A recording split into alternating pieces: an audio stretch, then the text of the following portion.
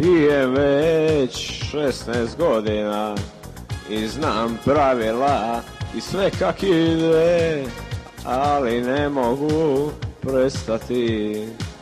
A zar opće da razmišljam o tome, ja samo želim da se napijem i ne razmišljam o prestanku.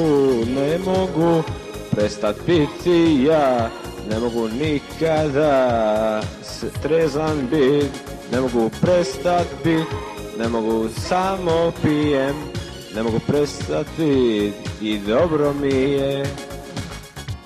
Ja znam piti tako dugo, tjednima i godinama, i pitaju me ljudi pa otkud novac, a reko prodajem staklenke i čaše i hajde sa mnom, ajde popi.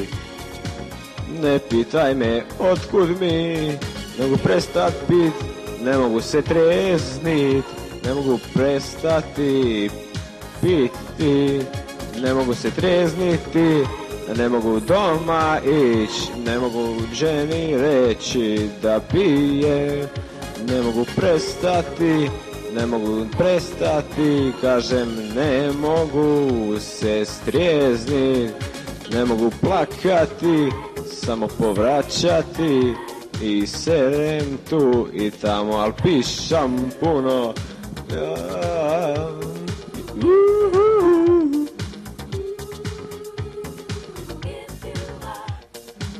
Neću odustati, neću odustati, neću prestat pit, neću prestat pit.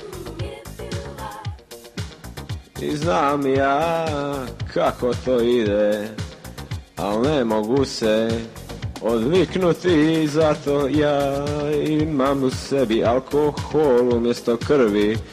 I kako to već događa se, ali ja samo volim otpjevat pjesmu. Moram reći kako se osjećam, ne mogu prestat pit, ne mogu se ni napit, ne mogu se izrigati poštenski, ne mogu plakati, ne mogu ni kakati, samo pišam ja kroz pipu.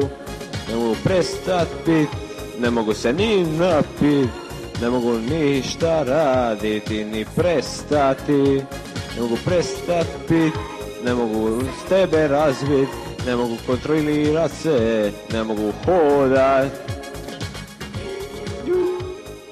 Ležim ja i tako pijem do jutra, do jutra.